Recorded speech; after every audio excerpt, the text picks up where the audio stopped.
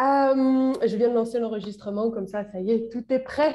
Voilà. Merci d'être là, Anne. Je suis très, très contente de te recevoir dans ce live duo ce Ah soir, ben, dans moi ce jeu. aussi. Je suis ravie. Je suis ravie. Merci de cette invitation, de cette opportunité de partager un peu de ma connaissance et de pouvoir transmettre. Ah, j'aime ça. J'aime ça. Écoutez, les amours, Anne, en fait, je l'ai rencontrée il y a quelques semaines, un mois ou deux, je pense, et ça a été une belle connexion parce que, si vous voulez, la spécialité de Anne, c'est qu'elle est la fondatrice et la directrice de Stress Out. Donc, si vous voulez, son métier, c'est d'accompagner un niveau collectif ou individuel dans le milieu professionnel ou particulier autour de tout ce qui est inhérent finalement à la prévention des risques psychosociaux et du burn-out. Et moi qui ai fait 2 ou 3 burn-out, enfin selon Anne que 2, selon Anne que 2 parce que c'est la spécialiste, mais en tout cas moi qui ai fait plusieurs burn-out dans ma vie, j'aurais tellement, tellement aimé te connaître des années plus tôt. Anne, Mm. encore une fois, merci d'être là. Avec plaisir, Euh, vraiment. Avant de démarrer, on a échangé un petit peu toutes les deux et Mm. on avait envie de vous poser 1 ou 2 questions, les amours. Voilà, si vous êtes en live ou que vous soyez en replay, ça peut être chouette que vous nous mettiez un petit peu en commentaire. Pour vous, en fait, déjà, le stress, qu'est-ce que ça évoque? Et puis, comment vous le gérez depuis le Covid et surtout depuis Mm. la sortie du confinement? Parce que ça Mhm. a été quand même des périodes particulièrement Ouais, chaud. spéciales à gérer, on dirait. Ouais, ouais. Et c'est pas fini, hein. Donc, Non, c'est on pas reste fini. dans un contexte extrêmement anxiogène, avec beaucoup d'incertitudes. Donc, ouais, comment est-ce que les gens, comment est-ce que tes auditeurs vivent cette période si particulière? Comment ils prennent soin d'eux? Ouais, ça Ouais, m'intéresse d'avoir un petit peu leur retour d'une manière ou d'une autre, quoi. Mm. ouais. Merci Anne, merci pour cette grande générosité, cette grande ouverture que tu as. Je trouve Mm. que c'est chouette. Alors Anne, dis-moi Merci. un petit peu, avant de rentrer dans le détail du stress, etc., j'ai quand même envie de te demander comment c'est arrivé, comment t'en es arrivé à fonder Stress Out. Mhm. Mais alors, je pense que j'ai eu une carrière très riche. Donc, j'ai fait des études au départ qui n'ont rien à voir avec ce que je fais maintenant. Donc, au départ, je suis ingénieure de gestion, donc ingénieur commercial. C'est un peu HEC côté France. Et en fait, très rapidement, j'ai dû reprendre la direction d'une PME. Donc, je me suis retrouvée patron dans un secteur technique très masculin. euh, Parce que mon père est tombé gravement malade et donc très rapidement, j'ai eu des responsabilités importantes avec 12 personnes à gérer, des succursales, différents points de vente, etc. Et, euh, et en fait, après un temps et après avoir on a revendu la structure parce qu'on avait un souhait de faire aussi, voilà, de se déployer autrement. Euh, j'ai travaillé dans le marchand, puis j'ai travaillé dans le non-marchand. Et c'est à la tête d'une grosse structure, une association sans but lucratif, que j'ai fait un burn-out moi-même, donc il y a à peu près 9 ans et demi maintenant, je crois. Euh, et clairement, à ce moment-là, le médecin m'a dit, Anne, tu as un pied dans le burn-out. Et ma réponse, toute naturelle, c'est j'ai pas le temps. Je J'ai pas connais le temps. Et c'était vraiment spontané, quoi. Ah non, mais non, docteur, je n'ai pas le temps. c'est pas le temps de Et faire un burn. voilà, j'ai vraiment pas le temps de faire un burn-out. Et donc, voilà, je me suis rétablie. J'ai pris mon petit bâton de pèlerin pour essayer de voir qu'est-ce que j'avais pas vu, qu'est-ce que je devais comprendre, comment éviter de retomber dans les mêmes travers. Je me suis rendu compte petit à petit hein, de ce que ça générait et de finalement de l'état global dans lequel j'étais. Hmm. L'épuisement, c'était vraiment pas, il était vraiment important sur les différentes dimensions. Donc, on parle de 4 dimensions différentes.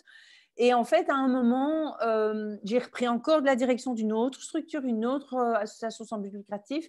Et à un moment, je me suis dit, mais dans le fond, j'ai envie de créer quelque chose qui fait sens et qui va répondre à un vrai besoin. Et c'est vrai que du coup, j'ai commencé à rencontrer plein de spécialistes en burn-out, des spécialistes en santé mentale, des médecins, des thérapeutes, des coachs, plein de praticiens différents.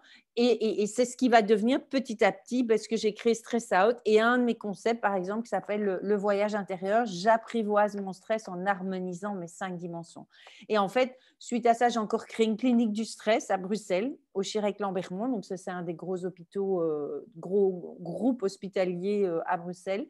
Et puis voilà, et puis encore d'autres choses qui sont ajoutées. Et puis là, je vais encore créer d'autres. Voilà, j'ai plein d'idées. Ah oui, mais tu n'arrêtes pas, Anne.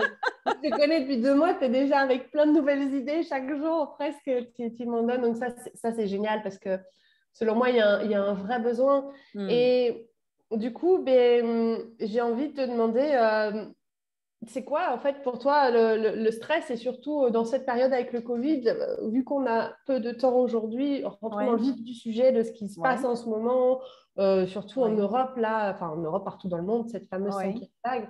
Comment on gère ça? Enfin, voilà. Comment les gens... Je pense que déjà, le b.a.-ba, c'est d'avoir une compréhension de ce que c'est que le burn-out. Et qu'en fait, le burn-out est une forme de stress chronique. Donc, c'est déjà avoir cette capacité de se situer par rapport à où est-ce que j'en suis dans une échelle du stress, entre du stress aigu, du stress chronique, et puis des symptômes qui deviennent de plus en plus importants. Pour qu'on parle de burn-out, donc comme je disais juste avant, on parle de 4 dimensions. Il y a la dimension corporelle, la dimension émotionnelle, la dimension mentale ou cognitive et la dimension relationnelle ou comportementale. Et pour parler d'un burn-out, moi, je vais utiliser notamment, par exemple, le test qui s'appelle Burnout Assessment Tool. C'est quelque chose qui a été développé par la KU Leuven en Belgique.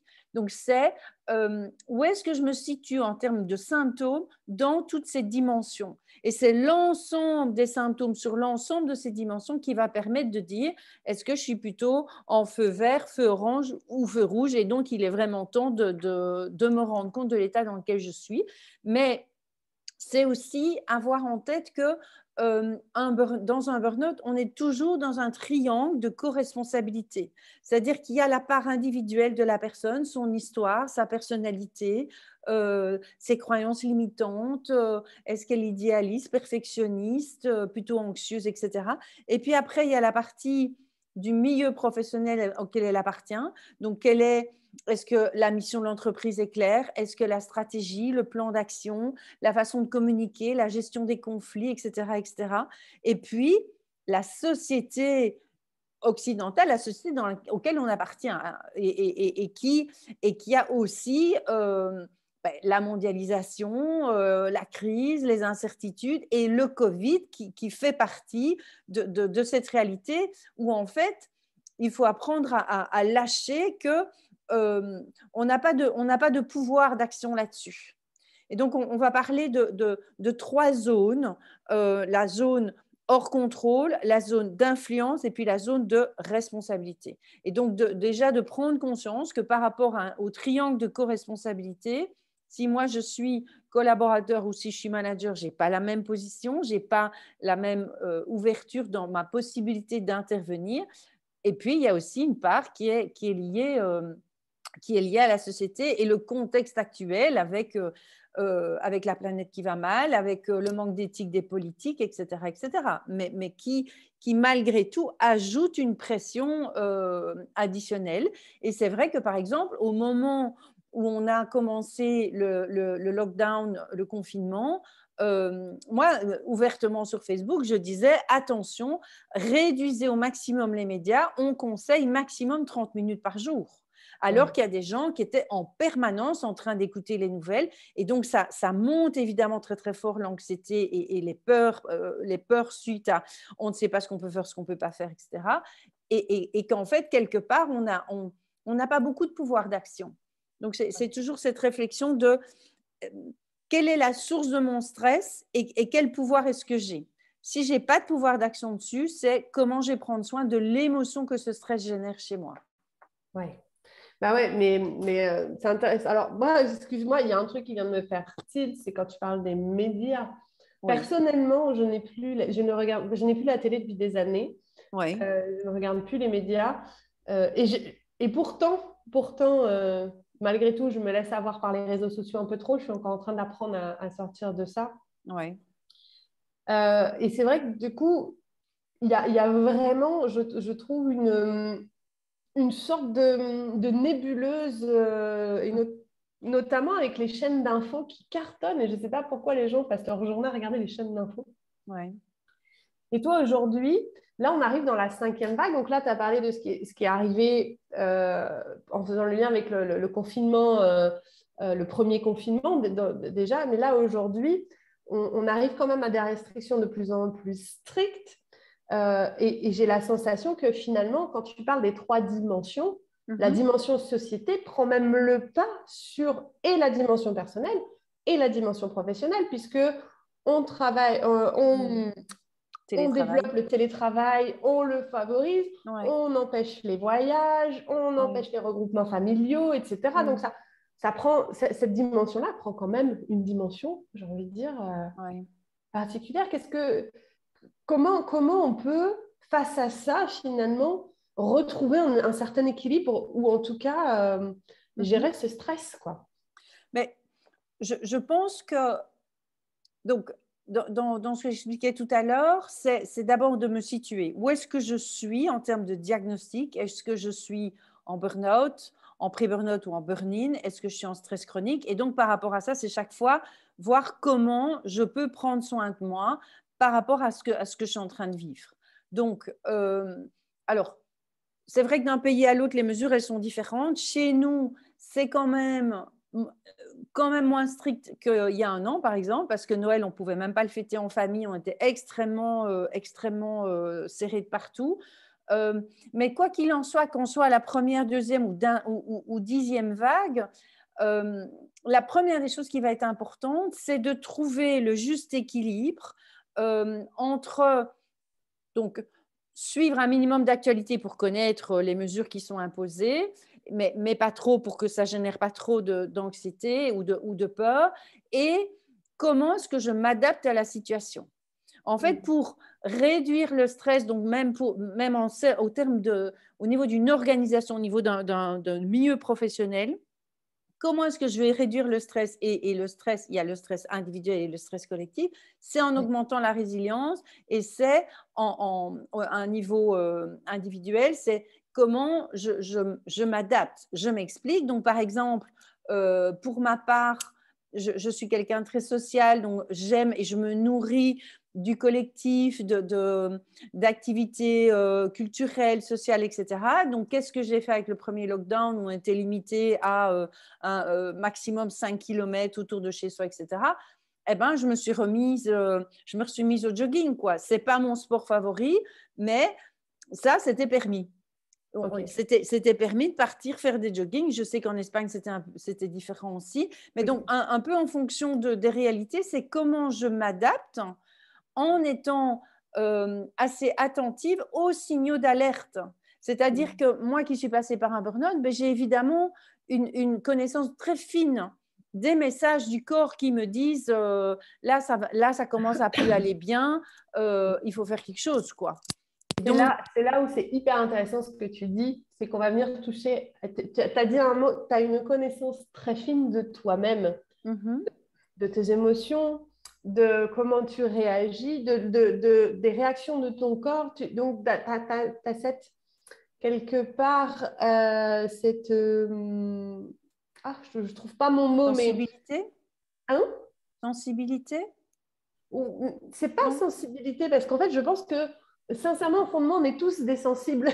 Oui, À partir du moment où finalement, mais tu as vraiment oui, cette vision, bon, le mot vient pas, c'est pas grave, mais l'idée, c'est que tu as cette connaissance de toi-même, tu es entré en relation avec toi-même, et finalement, je pense que, selon moi, c'est déjà une des bases, en fait, pour apprendre à gérer, c'est oui, d'apprendre à se connaître, de à toute savoir mettre façon. des mots sur ce qu'on ressent, Voilà.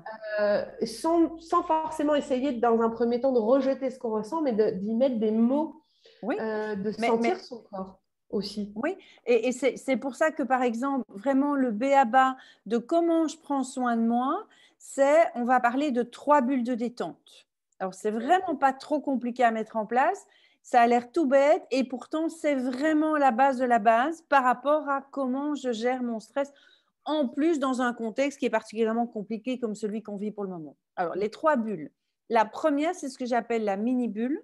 Ensuite, il y a la bulle quotidienne et la bulle hebdomadaire. La mini-bulle, c'est de se dire qu'en fait, d'un point de vue purement cérébral ou neurocognitif, le cerveau, il a besoin d'une pause entre 1h15 et maximum 1h45, 2h. Donc, toute personne qui travaille en permanence derrière son PC ou quel que soit le travail qui demande de la concentration, on va conseiller, et même de se mettre un rappel dans le smartphone ou dans ce que vous voulez, mais un truc sympa quand même, c'est de faire une mini pause, quoi. Donc, c'est je me lève de ma chaise, je vais boire un verre d'eau, je vais prendre l'air si je peux prendre l'air, mais je bouge, je lâche en fait mon attention à autre chose. Ça, c'est la mini bulle. Donc, ça veut dire qu'il en faut au minimum 3 par jour. Donc, ça veut dire oui, si j'ai bien compris, une toutes les 1h30, 1h15, 45, 1h30, voilà. 2h maximum. Exactement. À peu près, ok.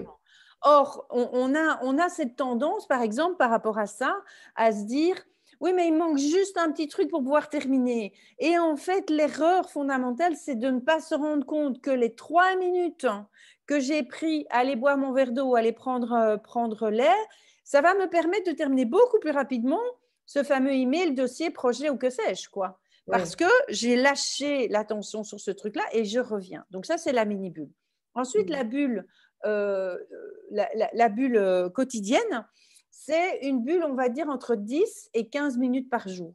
Et cette bulle, on va conseiller, un autre aspect qui est important, c'est que plus j'ai un travail qui est d'ordre mental, plus je vais conseiller de me détendre, de me ressourcer au travers des autres dimensions de mon aide. Donc, c'est-à-dire, soit je fais quelque chose d'ordre corporel, émotionnel, relationnel, mais pas mental. C'est-à-dire que je ne vais pas passer ma journée à pianoter sur mon laptop pour après lire un bouquin de management, quoi. Oui, c'est Là, ça. je suis toujours dans le mental. Mais c'est terrible parce que malgré tout, il y a beaucoup de gens qui sont là-dedans. Et c'est très bien, mais du moment qu'il y a cette conscience que on a aussi d'autres parts de nous et ce qui va fonctionner pour ne pas tomber dans le burn-out, c'est quand toutes les dimensions sont prises en considération. Donc, par exemple, une bulle quotidienne, ça va être, on va proposer on peut essayer de méditer, on peut faire de la cohérence cardiaque, on peut juste aller promener son chien, faire un petit tour à vélo, marcher dans la nature. Enfin, voilà, des choses assez simples, mais qui permettent aussi de séparer aussi la vie professionnelle de la vie personnelle. Parce que le télétravail, il a généré ça en plus, c'est qu'il n'y a plus ces clivages dans ma vie professionnelle s'arrête à cet endroit-là et ma vie personnelle, ça commence à cet endroit-là. Oui. Et ça, c'est vraiment un gros, gros danger. C'est une grosse problématique du télétravail, c'est cet aspect-là. Et puis alors, la troisième bulle, c'est la bulle hebdomadaire. Et la bulle hebdomadaire, ça, c'est une bulle qui va être liée plutôt à une passion que je peux déployer tout autre. Ça peut être, que sais-je, je me mets à la musique, je chante, je danse, je dessine, je fais des mandalas. C'est en fait, ce qui va être important, c'est de voir pour moi-même, parce qu'on est chacun, voilà, on fonctionne différemment, on a des goûts différents. C'est toujours d'essayer de mesurer mon curseur du niveau du stress. Donc, quel est mon niveau de stress avant de commencer l'activité? Quel est mon niveau de stress après? Donc, pour ma fameuse bulle hebdomadaire, on va conseiller que, par exemple, si je suis à un niveau de stress de 8, 8,5, 9, dans quelle mesure est-ce que j'ai réussi à descendre à 3 ou 4 sur 10? Oui. Mais pas descendre de 9 à 7,5. Ça, c'est pas assez. C'est que ce n'est pas ça qui réellement permet fondamentalement de me ressourcer et de me détendre. Non, il y a vraiment une nécessité de trouver une activité qui te fait revenir proche de zéro, quoi. Voilà.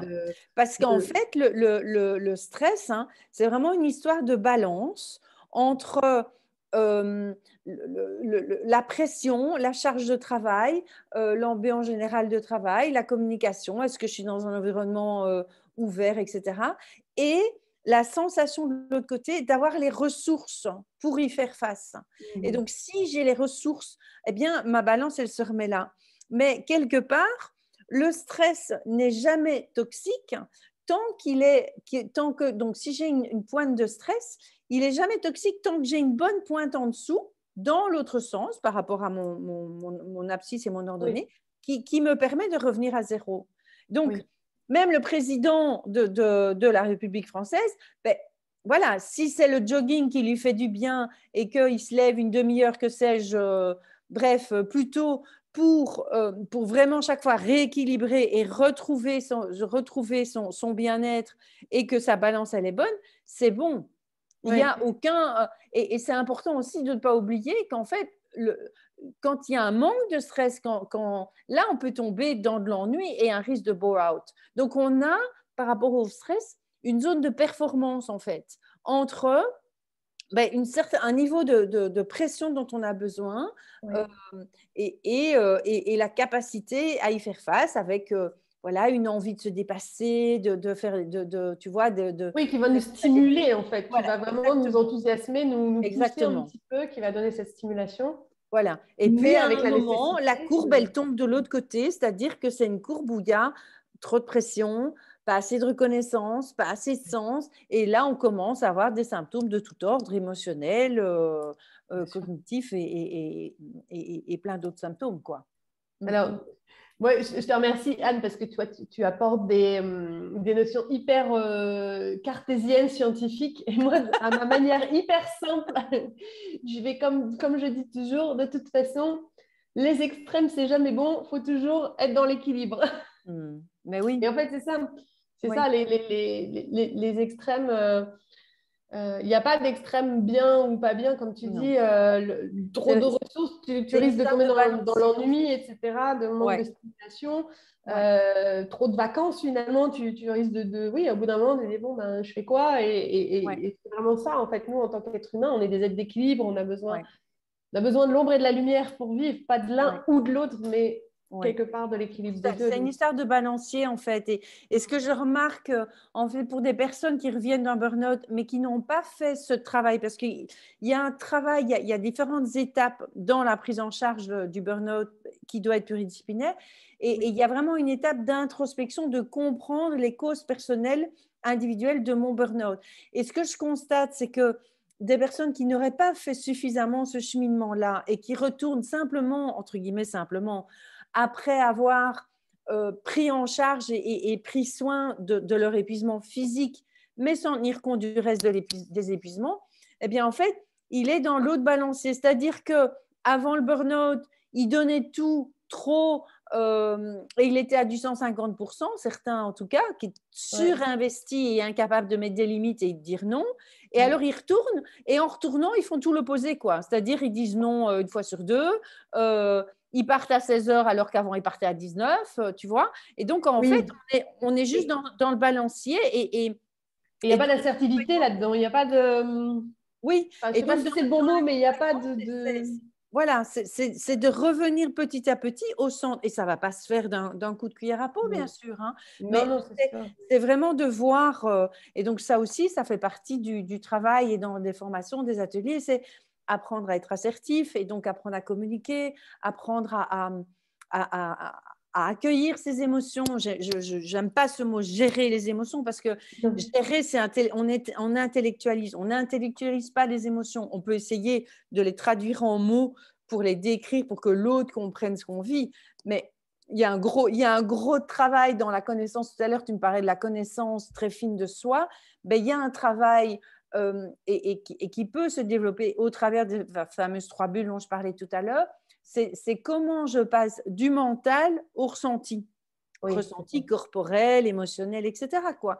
Donc, comment je passe de l'un à l'autre. Et si je reste dans ma tour d'ivoire et que ma dimension mentale, elle reste, ça reste le pilote de l'avion, eh ben, à un moment, ça coince, quoi. À un moment, ça bloque parce que on n'est pas conscient qu'en fait, à un moment, on est en pilote automatique. On a des injonctions qui nous disent « fais un effort, t'en as vu d'autres, t'es quand même un mec, tatati, tatata, que sais-je ». Enfin, il y en a plein et qui font qu'à un certain moment, tu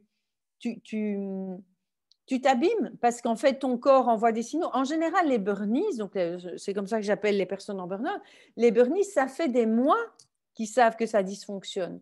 Mais il y a un mental qui quelque part ne veut pas lâcher la maîtrise et qui ment à un moment, qui devient toxique parce que euh, le, il va à l'encontre des limites de la personne, quoi, qui est épuisée. Et donc, quand le mental devient trop fort, il y a trop d'adrénaline, il n'y a pas assez de mélatonine la nuit, trouble du sommeil, et pouf, et on rentre dans un cercle vicieux absolument épouvantable, quoi. Ouais. Il y a quand même une dernière notion, parce que Anne, ça fait déjà 25 minutes qu'on Ah parle. oui. Le temps passe vite, c'est juste Mais moi, je fantastique. peux être partie des heures. Hein, Mais donc, merci, parce voilà. que là, moi, je bois tes paroles, en fait. Je bois tes paroles. Il y a quand même une chose que je voudrais soulever, que tu as dite, Oui, qui est hyper importante et que je veux rappeler aux gens, oui. c'est qu'on ne passe pas d'un état à un autre comme ça. La connaissance de soi, l'équilibre, c'est un processus. Bien sûr. Et j'ai juste envie de donner aux gens de la douceur un petit peu, parce que dans notre société où tout va plus vite, il faut aller vite, il faut faire ci, il faut faire ça, et puis on nous presse un peu aussi dans la vitesse.